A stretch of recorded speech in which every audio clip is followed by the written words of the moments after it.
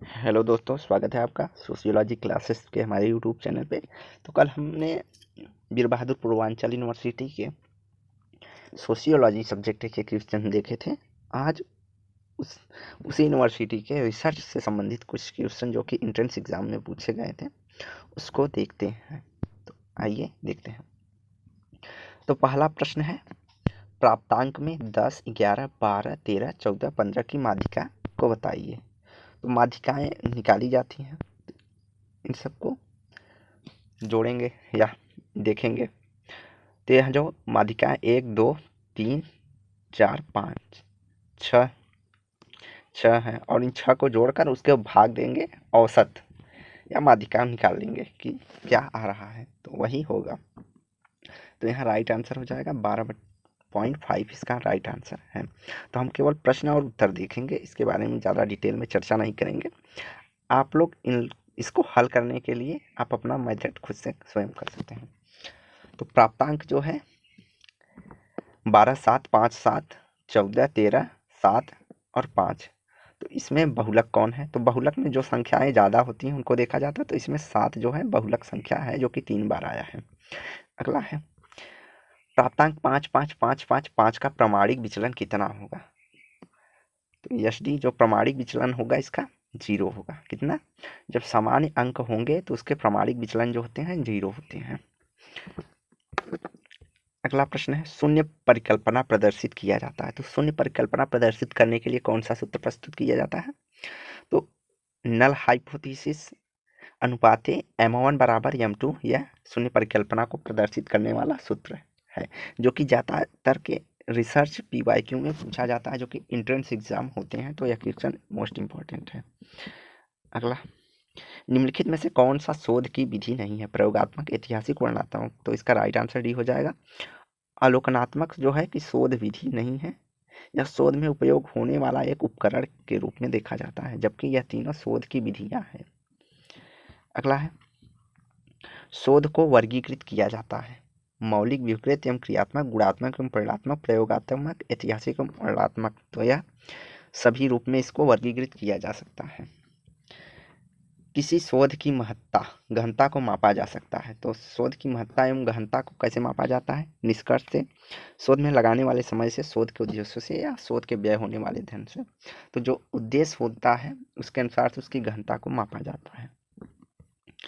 अगला है, कौन सा शोध क्या था की व्याख्या करता है? तो कौन सा शोध क्या था की व्याख्या करता है? तो इसका राइट आंसर हो जाएगा ऐतिहासिक अनुसंधान क्या था की व्याख्या करता है। और क्या होगा इसकी व्याख्या कौन करता है? प्रयोगात्मक अनुसंधान। और क्या होना चाहिए, क्या हुआ है, इसकी व्याख्या वर्णनात्मक अनुसंधान करता है। तो यह होगा पास्ट का, यह फ्यूचर के लिए होगा और यह वर्तमान के लिए होता है। तो यहाँ पर राइट आंसर है ए। कौन सा शोध क्या होगा की व्याख्या करता है? तो इसका राइट आंसर होगा प्रयोगात्मक शोध, जो कि फ्यूचर के लिए देखा जाता है। केंद्रीय प्रवृत्ति की माप है परास, मध्यमान, प्रमाणिक विचलन या सहसंबंध। तो यह केंद्रीय प्रवृत्ति की जो माप होती है वह मध्यमान होती है। तो राइट आंसर बी होगा। अगला है विचलनशीलता की माप है। जो विचलनशीलता की माप होती है वह प्रमाणिक विचलन होती है। अगला, निम्नलिखित में से किस प्रकार के अनुसंधान का उद्देश्य सिद्धांत का निर्माण करना होता है? तो किस प्रकार के उद्देश्यों का तो जो होता है, तो इसका राइट आंसर ए होना चाहिए, लेकिन आयोग ने कोई नहीं माना है। जो है यूनिवर्सिटी आयोग, उसने कोई नहीं माना है, लेकिन हमारे अकॉर्डिंग ए होना चाहिए कि फंडामेंटल या मौलिक अनुसंधान के माध्यम से सिद्धांत का निर्माण किया जाता है। तो राइट आंसर हमारा ए हो जाएगा। अगला, प्रयोगात्मक अनुसंधान आधारित होता है साहित्यिक सर्वेक्षण, संप्रत्यात्मक प्रचलनों पर, अनुसंधानों के पुनर्प्रयोग पर, चरों के फेरबदल में। तो इसका राइट आंसर डी हो जाएगा। चरों के फेरबदल से प्रयोगात्मक अनुसंधान संबंधित है। अगला, अनुसंधान की प्रमुख विशेषता है इंद्रियान्मुख, सैद्धांतिक, प्रायोगिक या सभी। तो इसका राइट आंसर डी हो जाएगा, सभी सिद्धांत की विशेषताओं के अंतर्गत शामिल किए जाते हैं। अगला है क्रियात्मक अनुसंधान के उद्देश्य हैं सिद्धांत का निर्माण करना, स्थानीयता समस्या का समाधान देना, मान्यताओं को सिद्धांत करना या उपयुक्त में से कोई नहीं। तो इसका राइट आंसर हो जाएगा क्रियात्मक अनुसंधान जो होता है स्थानीय समस्याओं के समाधान के लिए प्रयोग किया जाता है। अगला साहित्य सर्वेक्षण का प्रयोग होता है शोध समस्या के चयन में, परिकल्पना के निर्माण में, परिणाम की व्याख्या में। तो उपरोक्त सभी में, तो इसका राइट आंसर डी हो जाएगा उपरोक्त सभी में साहित्य सर्वेक्षण का उपयोग होता है। अगला गुणात्मक अनुसंधान है सर्वेक्षण अनुसंधान, प्रयोगात्मक अनुसंधान, दार्शनिक अनुसंधान या इनमें से कोई नहीं। तो इसका राइट आंसर जो हो जाएगा वह सी हो जाएगा। दार्शनिक अनुसंधान जो होता है वह गुणात्मक अनुसंधान होता है, वह समाज को देखकर या अवलोकन करके किया जाता है। अगला सदिश परिकल्पना का सूत्र यहाँ पूछा है। तो सदिश परिकल्पना का सूत्र जो है H1:M1 बड़ा है M2 से, यह सूत्र होगा इसका।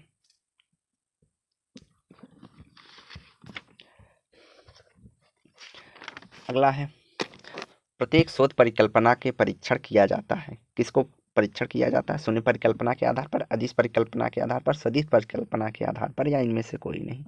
तो जो परीक्षण किया जाता है वह सूर्य परिकल्पना के आधार पर किया जाता है, शून्य। अगला एक शून्य परिकल्पना जो 0.11 की सार्थकता स्तर पर स्वीकार की जाती है तो यह सार्थकता होगी। तो इसका राइट आंसर हो जाएगा ए। यह जो 0.01 से स्वीकार किया जाएगा तो वह 0.05 तक स्वीकार किया जाता है। अगर इतनी की त्रुटि रहती है तो उसे स्वीकार कर लिया जाता है।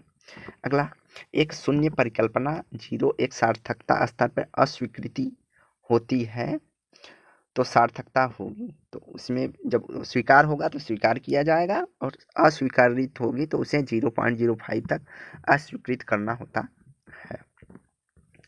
अगला निम्नलिखित में से यादृच्छिक प्रतिचयन या प्रोबेबिलिटी सैंपलिंग क्या है, तकनीकी क्या होगा? तो यहाँ यादृच्छिक प्रतिचयन दिया है और हमारा आंसर में भी यादृच्छिक प्रतिचयन है, तो राइट आंसर ये हो जाएगा। बाकी सब यह नॉन प्रोबेबिलिटी सैंपलिंग के अंतर्गत आते हैं। स्नोबॉल या उद्देश्यपूर्ण प्रतिचयन प्रयोग या कोटा सैंपलिंग के सब नॉन प्रोबेबिलिटी सैंपलिंग के अंतर्गत आएंगे। अगला है -3 सिग्मा और सिग्मा से +3 सिग्मा के बीच का क्षेत्रफल क्या होगा? तो इसका जो क्षेत्रफल होगा वह ये होगा 99.74%। अगला है प्राप्तांक 3, 5, 8, 10, 11, 12 की माध्यिका क्या होगी? तो इसकी माध्यिका जो होगी इसे हम 9 होगा। अगला प्राप्तांक 1, 2, 3, 4, 5, 6, 7 का मध्यमान क्या होगा? इसका मध्यमान जो होगा, मध्यमान अर्थात जो इन सब के बीच में आता है, तो बीच में क्या आ रहा है हमारा 4, तो 4 होगा।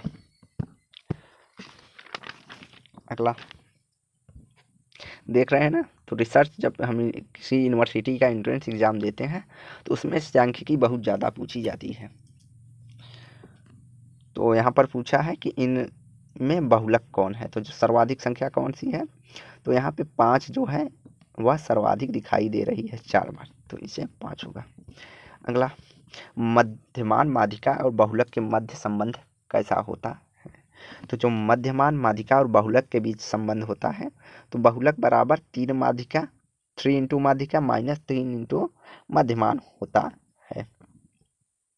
अगला एक मापन के अच्छे उपकरण में कौन सी विशेषता होती है? विश्वसनीयता, वैधता, उपयोगिता या सभी? तो इसका राइट आंसर डी हो जाएगा उपयुक्त सभी। अगला किसने तकनीकों के आमने सामने बातचीत शामिल होती है? अर्थात किस तकनीक में आमने सामने की बातचीत होती है? तो साक्षात्कार में आमने सामने की बातचीत होती है। अगला